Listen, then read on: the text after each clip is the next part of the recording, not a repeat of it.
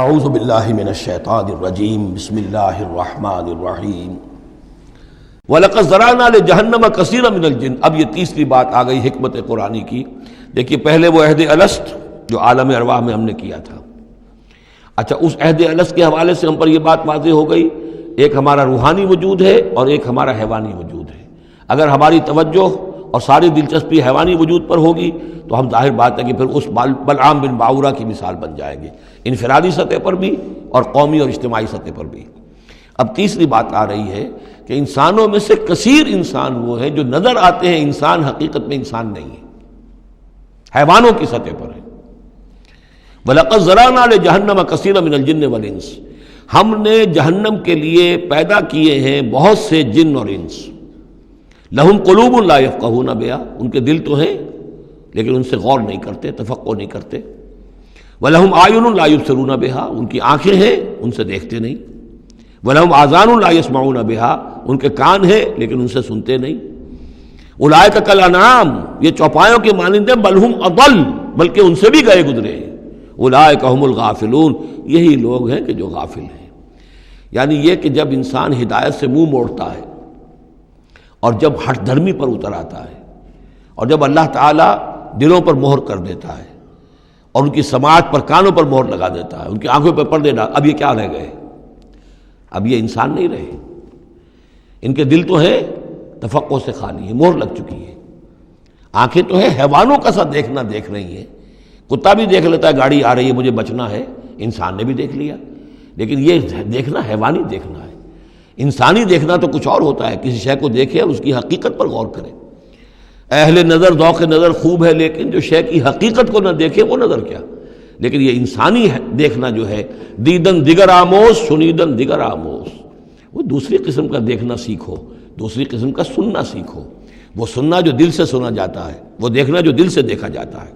لیکن جب ان کے دلوں پر مہر ہو گئی، ان کے کانوں پر مہر ہو گئی، ان کی آنکھوں پر پردے پڑ گئے، اب ان کا حال کیا ہے؟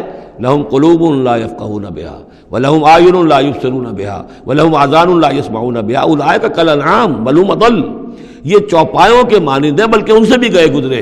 اس لیے کہ چوپایوں کو تو اللہ نے پیدا ہی اس لیول پر کیا تھا، ان کو پیدا کیا تھا بہت اونچے مقام پر۔ یہی سورۃ التین کا مضمون ہے، والتین والزیتون وطور سینین وہذا البلد الامین لقد خلقنا الانسان فی احسن تقویم ثم رددناہ اسفل سافلین۔ انسان پیدا کیا گیا اس بلند ترین مقام کے اوپر، مسجود ملائک، لیکن پھر جب یہ گرتا ہے تو سب سے نچلوں میں سب سے نیچے ہوتا ہے۔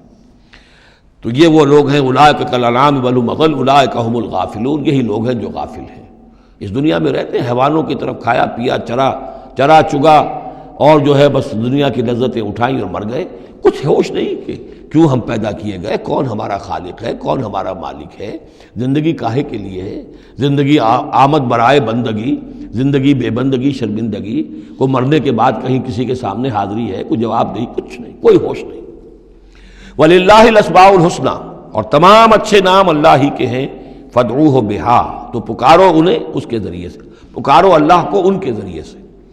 ایک نقطہ یہاں نوٹ کر لیجئے، قرآن مجید سے کہیں اللہ تعالیٰ کے لیے لفظ صفت ثابت نہیں ہوتا، ویسے حدیث میں ہے، میں صرف بیان کر رہا ہوں، قرآن میں نہیں۔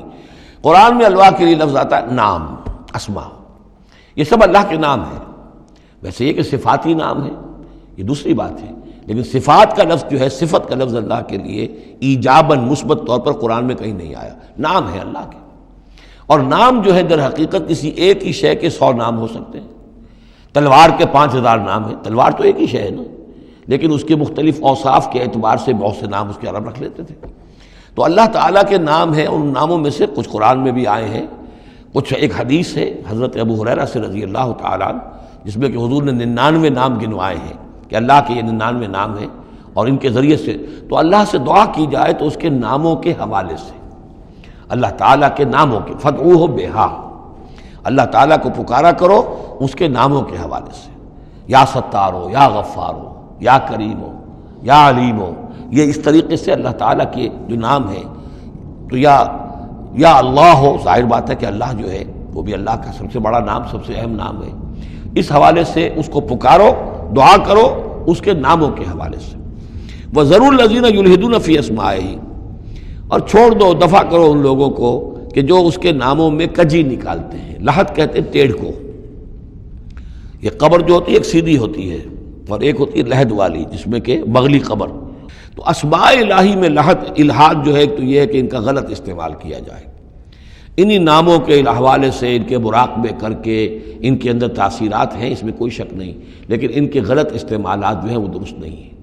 اللہ تعالیٰ کے ذکر کے لیے، اللہ سے خود اپنی دعا کے لیے ان کو ذریعہ بنایا جائے، لیکن ان کو لوگوں کے لیے نقصان پہنچانے کا ذریعہ بنانا یہ گویا کہ الحاد ہو جائے گا، غلط استعمال۔ اور دوسرے یہ کہ بعض اللہ تعالیٰ کے نام جو ہیں وہ جوڑوں کی شکل میں ہیں، ان میں ایک ہی کے حوالے سے پکارنا وہ بھی الحاد ہو جائے گا۔ المعز المذل، یہ اب جوڑا ہے، وہی عزت دینے والا ہے، وہی ذلت دینے والا ہے، لیکن اگر آپ نے یا مذلو یا مذلو یا مذلو کہنا شروع کر دیا تو یہ الحاد ہو جائے گا۔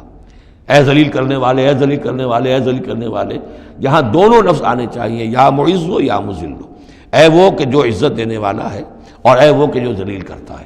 یہ دونوں نام جو ہے الرافع والخافض، ایک وہ ہے کہ جو اٹھانے والا ہے، اونچا کرنے والا ہے اور نیچے گرانے والا ہے، وہ الخافض بھی ہے، الرافع بھی ہے، المعز بھی ہے، المذل بھی ہے، المحیی بھی ہے، الممیت بھی ہے، زندہ رکھنے والا بھی ہے، موت وارد کرنے والا بھی ہے۔ تو یہ جو جوڑوں کے نام ہیں ان کو ساتھ ساتھ ہی ہمیشہ رکھنا چاہیے۔ سَيُجْزَوْنَ مَا كَانُوا يَعْمَلُونَ، القریب وہ بدلہ پائیں گے اپنے اعمال کا۔ وَمِمَّنْ خَلَقْنَا أُمَّةٌ يَهْدُونَ بِالْحَقِّ وَبِهِ يَعْدِلُونَ، اور جو انسان ہم نے پیدا کیے ہیں ان میں یقیناً ہر دور میں کچھ لوگ رہے ہیں، ایسی جماعتیں رہی ہیں، اور جیسے کہ حضور نے ضمانت دی ہے کہ میری امت میں ایک طبقہ، ایک جماعت، ایک گروہ ضرور، لا تزال فی امتی طائفۃ قائمین علی الحق، حق پر قائم رہے گی۔ تو فرمایا وہ یہدون بالحق، جو حق کی ہدایت بھی دیتے رہیں گے، اور بہی یعدلون، اور حق ہی کے ساتھ عدل بھی کرتے رہیں گے۔ والذین کذبوا بآیاتنا سنستدرجهم من حیث لا یعلمون، باقی رہے وہ لوگ کہ جو ہماری آیات کی تکذیب کرتے ہیں تو ہم رفتہ رفتہ سہج سہج ان کو لے آئیں گے وہاں سے جہاں انہیں پتہ بھی نہیں ہوگا۔ استدراج اسے کہتے ہیں کہ ایک شخص کفر کے راستے میں بڑھتا جا رہا ہے، لیکن اس کی کامیابیاں دنیا میں بڑھتی جا رہی ہیں، وہ اور بڑھ رہا ہے اور بڑھ رہا ہے، وہ سمجھ رہا ہے اللہ کا فضل ہو رہا ہے مجھ پر، حالانکہ اصل میں اللہ تعالیٰ نے اس کی رسی دراز کی ہے تاکہ اور گناہ جو اس نے کمانے ہیں وہ کما لے۔ اس کو استدراج کہتے ہیں، اور یہ بہت بڑا فتنہ ہے۔ بسا اوقات ایک انسان غلط راستے پر چل رہا ہے، لیکن وہ اس استدراج کی وجہ سے یہ سمجھ بیٹھتا میں صحیح راستے پر ہوں، تبھی تو اللہ کی رحمت آ رہی ہے، تبھی تو مجھے کامیابی مل رہی ہے، قدم قدم پر جو ہے کامیابی میری قدم بوسی کر رہی ہے۔ نہیں، یہ استدراج ہے۔ والذین کذبوا بآیاتنا سنستدرجهم من حیث لا یعلمون، ہم آہستہ آہستہ انہیں پکڑ لیں گے جہاں سے انہیں پتہ بھی نہیں ہوگا۔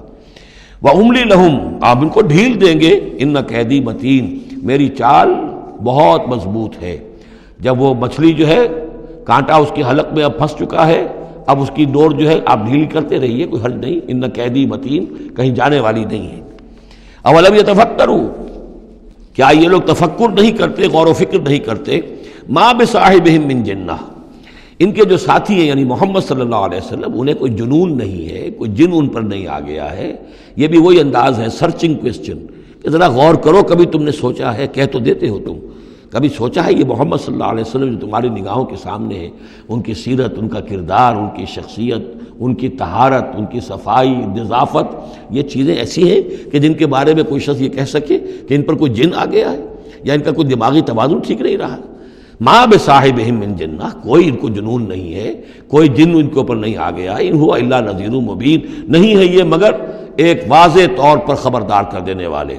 اولم ينظروا فی ملکوت السماوات والارض وما خلق اللہ من شیء، اور کیا یہ لوگ غور و فکر نہیں کرتے آسمانوں اور زمین کی سلطنت میں اور جو اللہ تعالیٰ نے چیزیں بنائی ہیں؟ وَأَنْ عَسَىٰ أَنْ يَكُونَ قَدِ اقْتَرَبَ أَجَلُهُمْ، اور کیا انہیں یہ گمان نہیں ہے ہو سکتا ہے کہ ان کی مہلت ختم ہوا چاہتی ہو، ان کی اجل، لِكُلِّ أُمَّةٍ اجل، ہر قوم کے لیے ایک اجل معین ہے، تو تم کیسے نچنت ہو گئے ہو سکتا ہے کہ تمہاری وہ اجل اب قریب آ چکی ہو۔ ان یکون قد اقترب اجلہم فبأی حدیث بعدہ یؤمنون، تو اب اس کے بعد اور کس شے پر، کس بات پر یہ ایمان لائیں گے؟ من یضلل اللہ فلا ہادی لہ، جس کو اللہ گمراہ کر دے گا یا جس کی گمراہی پر اللہ کی طرف سے مہر تصدیق ثبت ہو جائے گی، اب اسے کوئی ہدایت دینے والا نہیں۔ وَيَذَرُهُمْ فِي طُغْيَانِهِمْ يَعْمَهُونَ، اور وہ چھوڑ دے گا ان کو ان کی سرکشی میں اندھے ہو کر آگے بڑھتے ہوئے۔ صدق اللہ العظیم۔